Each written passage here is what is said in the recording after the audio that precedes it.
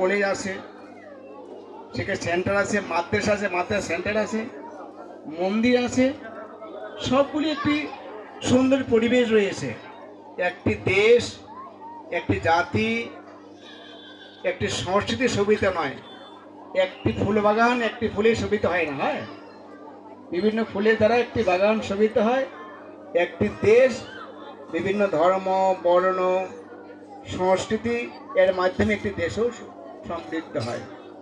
আমাদের বাংলাদেশ অত্যন্ত বাইরে অনেক দেশে গিয়েছি, আপনি জানেন। থাইল্যান্ড গেছি, মালয়েশিয়া গেছি, ইন্দোনেশিয়া গেছি, আবার সিঙ্গাপুর গেছি, ছোট ছোট দেশে গিয়েছি। হ্যাঁ, এই বাংলাদেশের মতো এত সম্প্রীতিপূর্ণ দেশ কোথাও নেই। হ্যাঁ, একজন আরেকজনের সময় দেওয়ানো, নিজের কাজটাকে ফেলে দিয়ে সময় দেওয়ার বিদেশে ট্রেনে নেই। আমি যাই, আমার রাখে সপ্তাহে একদিন সাক্ষাৎ করে আমার সঙ্গে, সপ্তাহে একদিন, আর ফাঁকা। এখানে মানুষ একজনের জন্য আরেকজন সময় দান করে। এত সুন্দর মৈত্রীপূর্ণ মাখানো সংস্কৃতি আমি কোথাও দেখিনি।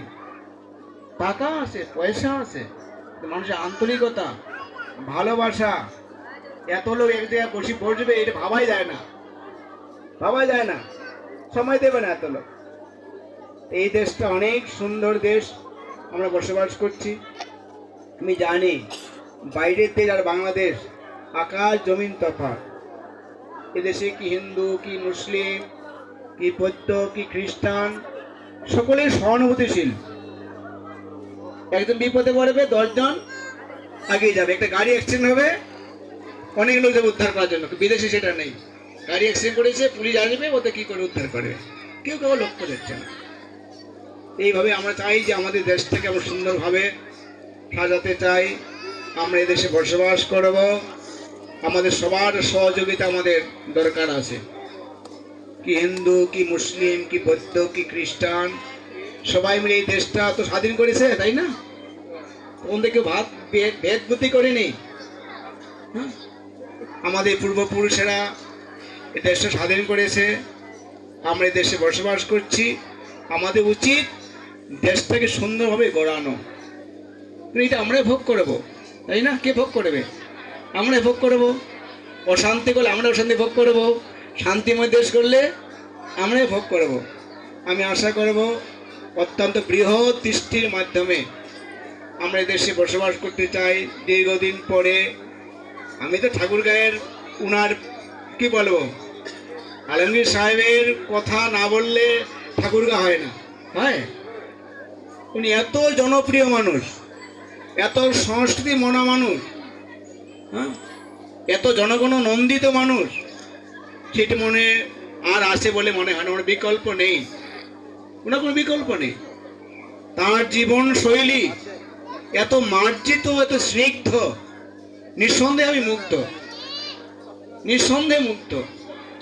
আমাকে যখন বলতো অন্যেরা যে ওনার সঙ্গে বন্ধুত্ব আপনার ঘনিষ্ঠ কী করে, দেখুন এটা ওনার সঙ্গে আমার আদর্শিক সম্পর্ক, আদর্শিক সম্পর্ক।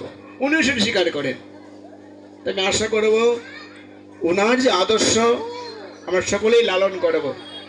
উনি যেভাবে দেশটাকে, এই দলটাকে একত্রিত করেছেন দুর্দিনে, তার উদারতার দিয়ে, আমি আশা করব আমরা সকলেই তার আদর্শকে অনুশীলন করব। আজকে আমাদের যারা অতিথিবৃন্দ এসেছেন, আমি আপনাদের প্রতি পূর্ণ কৃতজ্ঞতা প্রকাশ করছি।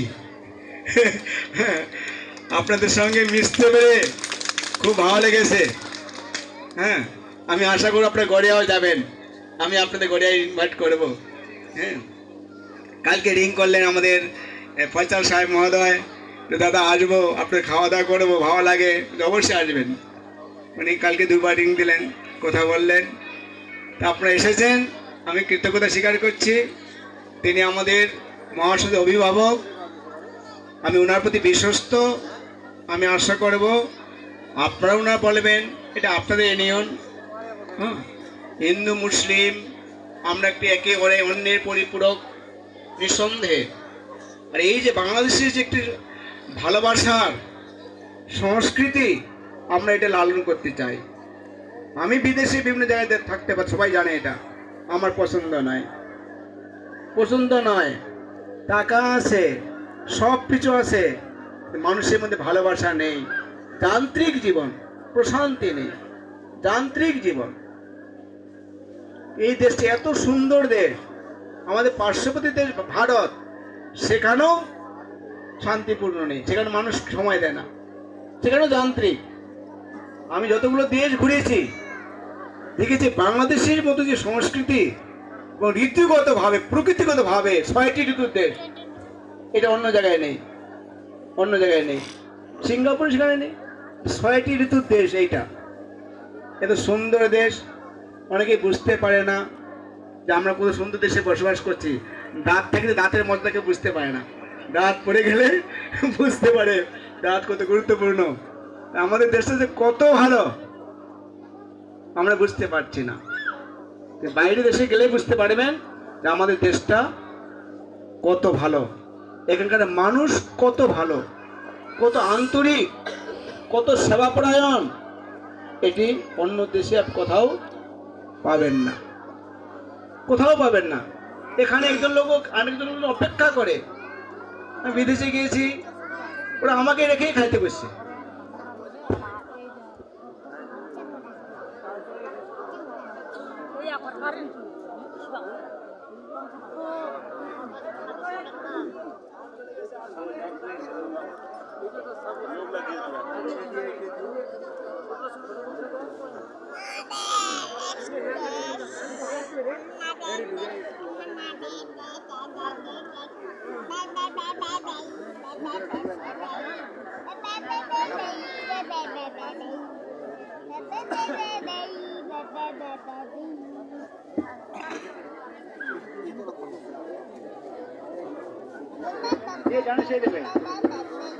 ঠিক আছে, তো আপনি সকলে শান্তিপূর্ণভাবে এই অনুষ্ঠানটি উপভোগ করবেন। যথেষ্ট প্রসাদ হয়েছে। আমি আশা করবো যে আপনার অত্যন্ত ইস্কনের সদস্য ভক্ত খুব শৃঙ্খলাভাবে প্রসাদ গ্রহণ করবেন, শৃঙ্খলা করবেন না। আমি সবার পারমার্থিক প্রগতি কামনা করছি। আসলে আমি আসবো এটা ভাবা যায়নি, তো বললে যে উনি সবাই আসছেন, না এক সময় আমি যাই সাক্ষাৎ করি। হ্যাঁ, বলার ধন্যবাদ জানিয়ে আমার আলোচনা এখানে শেষ করি। হরে কৃষ্ণ কৃষ্ণ কৃষ্ণ হরে হরে, হরে রাম রাম রাম হরে হরে। ধন্যবাদ শ্রী মঠ ভক্তি বিনোদ মহারাজকে সুন্দর বক্তব্য প্রদান করার জন্য। এই পর্যায়ে আজকের এই অনুষ্ঠানের সম্মানিত সভাপতি, ওনাকে ওনার বক্তব্য বলার জন্য সুবিধা জানাচ্ছি।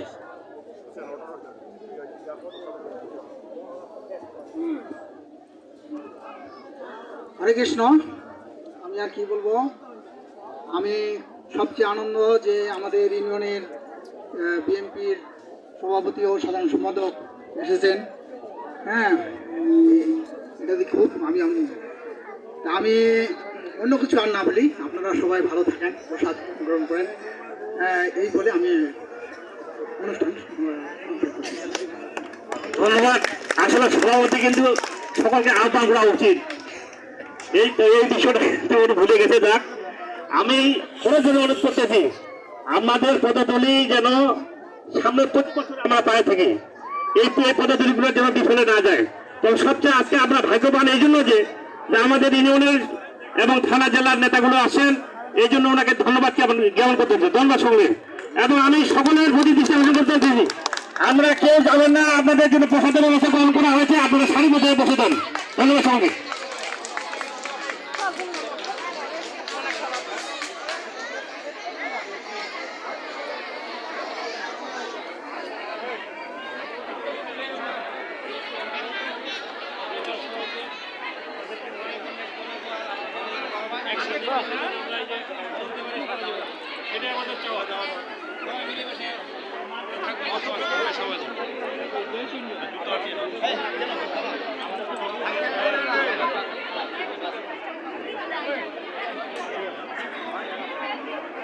যাদের তা আপনি থাকেন ভাই